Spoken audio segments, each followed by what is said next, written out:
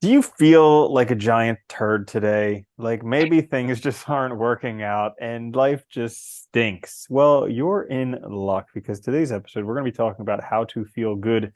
This is the Existential Stoic podcast. I'm Randy. That's Danny. What's going on, Danny? What's up, Randy? You ever have one of those days or weeks or months or seasons where you just don't feel good? Or years? Yeah. Yeah, I think it happens to all of us. And it's funny, like no matter how good things get, I think we still struggle with it. Because it's like we're good at finding problems, we're really bad at like doing things that are good for us. And I think it's just like, when everything's going well too, we're also like looking around the corner, like I know it's coming. Where is it? hmm And like you anticipate stuff to go wrong and then it makes it worse. And it's like the damnedest thing too, because I'm so naive to think that I'm eventually going to figure it out where I'll like stop Yeah. feeling bad. And so like eventually I'll do something, I'll feel better, I'll be like, this is it. Finally, I'm gonna feel good. And then it comes around again and just feeling Maybe terrible. that's maybe that's the problem. Maybe that's like the thing that like we screwed up so much is like believing that it's gonna get there's a point in time where things are just gonna be good. Yeah. Well, yeah, Yeah. I heard something the other day that so like self-help and everything, huge topic in America. Like you can see the Oh section in the yeah. bookstores just keep growing and growing and growing. And they found the number one factor that they would know someone would buy a self-help book is if they've bought a self-help book within the past 8 months. Like that's the number one contributing factor. So it's like clearly it's not solving these people's problems. It's just Well, an endless it's like cycle. I think you can fall in that same cycle with those books as you can with anything where it's like, it's like almost like you get in this habit of thinking you're doing something but not really doing anything, by Mm-hmm. just reading and stuff. Yeah. Mm-hmm. Yeah. So that being said, we're going to do some self-help today. We're going to give a few quick Why not? fixes for how to feel good. Because what's better Yeah. than a list when you feel like crap, right? So Yeah. I'll go first. And my first one for how to feel good is stop trying. Like the crazy thing about our mind is like if you try not to think about something, you're going to be thinking about it. So like if you want to not feel happy, like literally the times when I most definitively do not feel happy is when somebody asks me, am I happy? Because then all of a sudden my mind's like, am I happy? I don't know. And like moments before I could have been totally fine. But somebody's like, are you happy? Yeah. And then I'm like, I just want to punch him in the mouth because I'm like, well, not now. Yeah. It is weird, right? It's like, I think that is true though. Like when we feel our best, it's when we're not thinking about it. It's when we're just doing stuff or whatever and like engaging in what we're doing and enjoying the moment because we're not off in some other time. Mhm. Yeah. I think Yeah. that's the And problem. So also, not trying is good because it keeps you here instead of trying to focus on all these other things that don't matter. right. And also not trying because what you resist persists. And so, like, if you're trying Yeah. so hard to get rid of whatever feeling you have now, it's just going to stick around. But, like, maybe what you're feeling right now is exactly what you're supposed to feel right now. You're not supposed to feel good all the time. Yeah. Even though we might want to, it's not going to happen. Hmm. Um, that actually goes really well with my first one too, which is, focus on today. Like, and I think we mentioned this so many times, but it is worth repeating over and over again. You know, I think at least for me too, personally, like, I always feel my worst. I notice when I'm not in the present, I'm thinking about the future. I'm worried about the future. I'm worried about things to do if they're ever going to get done, or I'm, somewhere in the past, thinking about some past mistake or something, instead of being here now doing what I'm doing. And it's so easy when you start to like, I think the weirdest thing is when you start to like consciously make an effort to be aware of it, it's so easy to see how much of a fallacy it is and how much it like just ruins your actual lived experiences. Because I can tell you there's so many times where I've been with somebody like, a friend, like hanging out with you or like with Anna, like, my loved ones and like not there and having a miserable time and it has nothing to do with them, but it's because of me because my brain's somewhere else and it Hmm. ruins it, and then they don't have a good time and it's like, it's just makes the whole situation terrible just because like, you can't be present. Yeah, absolutely. I mean, they say there's no problems in the present. They only come from trying to do something in the future or the past. But also there's like just for today, there's just for today. It's not a prayer, it's like a saying from AA. That's pretty helpful. And oftentimes, like sometimes when life's at the worst, that's the only thing that gets me through is like I just need to get till today. Like I literally just Yeah. need to make it until I go to sleep tonight. So like let's just do that because most of my problems come from trying to solve all of my life's problems today. Uh Yeah. or to fix something in the past that can't be fixed. So like I'm trying to do two impossible things. Whereas if I'm just like, okay, today I got 8 more hours, I need to just make it until then. And that's that's never been too big of an obstacle. I've never like, I can't do that. That's crazy. It's just like, okay, fine. I'll just make it through the day. It's funny you say because that happened to me yesterday. Yeah, I was feeling down. It was just like mostly because it was like really rainy and dreary and just whatever. The weather changed real dramatically, which always gets me for some reason.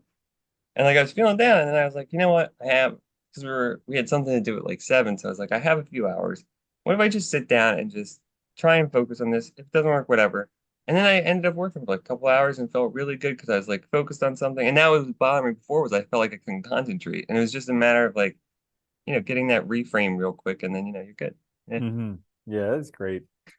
So that's kind of like a little bit like my next one is my second one is walk in nature. So like just how you got that reframe there, I find that like walking in nature is something that I have never felt worse when I came back. So Yeah. it's like it's the craziest thing because like almost every time, inevitably, I'm like, I don't want to do this. I don't want to go for a walk. It's cold out. It's rainy. It's miserable. I don't feel terrible. I don't want to do this. And then I'm just like, just go. And so I go for a half hour. I come back and I feel incredible. Like literally every time. I have so many reference points. It's like, just get out there and do it. And yet still every time I fight tooth and nail. Like I don't want to do this. It's funny too because it's like the most commonsensical thing. Like we're animals. Like we need nature. And it's funny too, like you said, you mentioned like doesn't matter the weather. Like I noticed that too, like even when it's like raining and like freezing cold out and I'm walking my dog, it's like it still feels great because when I come back, I'm like, oh, you feel so good after being out in that, you come back and it's like this nice release and it just feels good, to get outside. Like, but we don't, dude, you think about it, there's so many people that probably don't even like go out in the natural world at all. Like you can totally, I mean, especially if you live in a city, you can pretty much like avoid nature all the time. Mm-hmm. Yeah, Completely. it's insane. Yeah. It is. That's a good one. I think that's one we should all do all the time, but yeah, very hard. Um, my second one for how to feel good is don't make things bigger than they are. And I think this is like something super important. And I noticed this like with myself. I'm sure everybody does it, right? Like we always think we're so important. All the things we're doing matter so much, but like really, if you think about it, how much does it matter that you get whatever done today or right now or at this moment, and just stressing about it doesn't help anyway. It's not going to help you get it finished. It's not going to make it go faster. It's not going to make it easier. Like we just put all this pressure on ourselves for no reason and it doesn't help the situation. Yeah. And I mean, blowing things out of proportion, like forgetting that we live on a rock floating through the middle of a vacuum. Like, Yeah. that's kind of crazy, right? Spinning around a sun, which is also flying around another thing, which is flying around another thing at these Yeah. insane speeds. Yeah, Or it's just insane. like the crazy chance that we're not dead. Like Yeah. 99.999999999, probably like a million nines of things that have ever lived or ever will live are non-existent. And for some reason, we're existent at this moment. Like that's a crazy Yeah. one. I always, whenever I'm reading something, especially like older stuff, and the person's dead, I'm always like, they're like famous because they wrote Yeah. this thing and they're Yeah. gone. It's Yeah. just like it's mind blowing. And they had like, it's funny too. When you look at like, we talked about Marcus Aurelius Law. Like he's a good example. Like he was a super important person, wrote stuff that we still read today, ran one of the greatest empires ever to exist, and he's gone, you know, totally gone. And actually, if his books didn't for some reason exist, we probably wouldn't know as much about him that we do now. Oh, And like definitely. that's what the crazy thing. Like, how many people have we just forgotten because not because of anything, but just because they didn't print a lot of stuff back then because it was hard to, they were writing it by hand, so it's lost. Yeah. Definitely. Dude, I was thinking about that when I was reading the book on Alaska, where it was talking about like the Yukon Gold Rush. So like imagine that. Oh Like God. probably everybody's fantasy in America is winning the lottery, like coming into hundreds of millions of dollars or something like that. That's basically what happened to these people in the gold rush. And literally every single one of them is dead. Like if you're Yeah. alive now listening to this, you have a leg up on everybody who won hundreds of millions of dollars of Yukon Gold. Like it's just Yeah. crazy to fathom that. How many of them didn't make it back too, or got like horrible frostbite and stuff, and God knows what else happened, Well, you know? and it was a super small fraction of people who actually got anything. But like Yeah. it doesn't matter whether you got it or not, you're still dead. And Yeah. somehow we're still alive. It's freaking nuts. It is really weird, isn't Yeah, it? crazy. Crazy, So crazy things. uh the next one I have for how to feel good is remember where you came from. And this is one that I have to remind myself on a regular basis because I get way ahead of myself. Like my mind, the natural groove that my mind sits in is I haven't done this thing yet. I don't have this thing yet. Like all the things that I desire and that I crave that I haven't achieved yet, that's where my mind sits, just like being like, look at the gap between that. And I have to consciously like be like, wait, look at where I came from. Like just take a look back 5 years, 10 years, 20 years. And like when I sit down and do that, I'm like, whoa, that was 5 years. I've done all that stuff in 5 years, Yeah. or like 20 years. I'm just like, holy cow, I'm a different person. And so like it starts to help me appreciate actually what I've gone through, what I've achieved, as opposed to just like, wah, I don't have this new thing that I want because I'm not appreciative of this old thing that I want had. You know? That's a really good one though, because I think we do that all the time. We don't focus on we don't focus on what we've had, what we gained, the things we've done to become the person we are. We focus on what we lack more than anything. And I think I like that because it is like, that's that self-comparison too we always talk about, like instead of looking at what you don't have or compare yourself to others, look at like how you got to where you are, where you came from, your roots, like, all the things you did to get here. Your story is unique to you. And it's awesome because, it's made you who you are. So, and you can keep changing it as you go, but it's important to remember those things and also celebrate them. And it's a Mm-hmm. really good one. Yeah. Um, my last one is make time for yourself. I think this is crucial because, like, you can't, at least for me, I don't know, like, I have a hard time, like, figuring out these things if I don't give myself time to do it. Like you have to make space for yourself to reflect on your life, to think about like why you feel the way you feel, to work through these things. Otherwise, they just keep compounding and building up, or you keep ignoring them. So I think having that space in your day, whether it's like journaling or like walks or whatever, however you give yourself 30 minutes or 10 minutes, it's just time to reflect and it helps a lot. Yeah, that's a great one. And that's one that I'm kind of exploring now because like I in my early adulthood, I kind of like threw away all my hobbies because I was so focused on making money and like developing professionally. And so How American now, of you.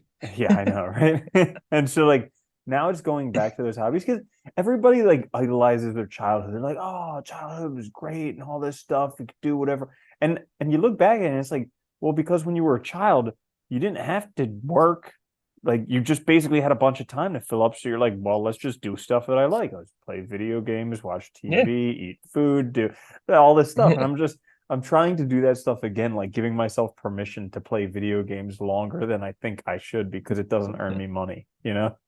Yeah. And that's the funny thing, dude. We toss our hobbies like idiots. And it's like, you know, you're not gonna be happy if you're such a narrow person. Like we're whole people. You need other things to do. And it just feels good. Plus you never know what you're gonna learn. Like there's so many things just from hobbies that I've been able to leverage on other stuff. That's been helpful. So it's like, whatever it is, if it's patience, problem solving, just the enjoyment that you get from it, the break from other stuff. I mean, that's awesome. Like, yeah. It's funny that we don't do those things though. Like most people don't have any. I remember reading a report that said like most adults in the U.S. I think it was like after the age of like 30 have no hobbies. And we just Yeah, because you don't give make things money up. from them, or you're supposed to like turn your passion Yeah, into your job or something like that, which is the worst yeah. idea ever because it's just like bastardizing your passion. Well, it's funny. I was listening to something. It was like a podcast. I remember the woman was talking about it because it was about the hobby thing. And she was like, she used to be like a semi-professional like figure skater, right? But like not a lot of money in that, obviously, unless you're like very tippy top of it. And she wasn't, but she enjoyed it. And she was like, as I got older, I just stopped doing it because it was like, you don't make money from it, and like other things get in the way. And then when she turned 50 or something, she started doing it again. She's like, forgot how much she was like, it was like the most amazing thing having this time to do this. And it's like, yeah, because it's Hmm. fun. It's something you enjoy. You don't have to earn money from everything. Yeah, I know. I Yeah. can't.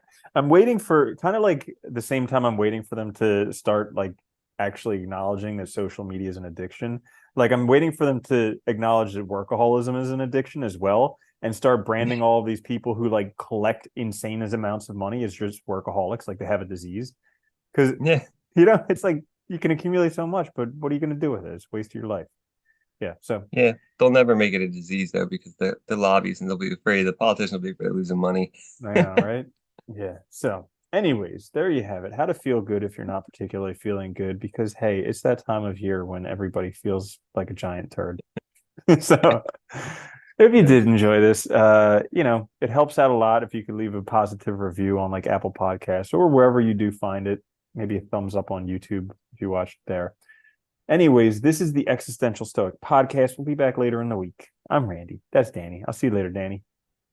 Later, Randy.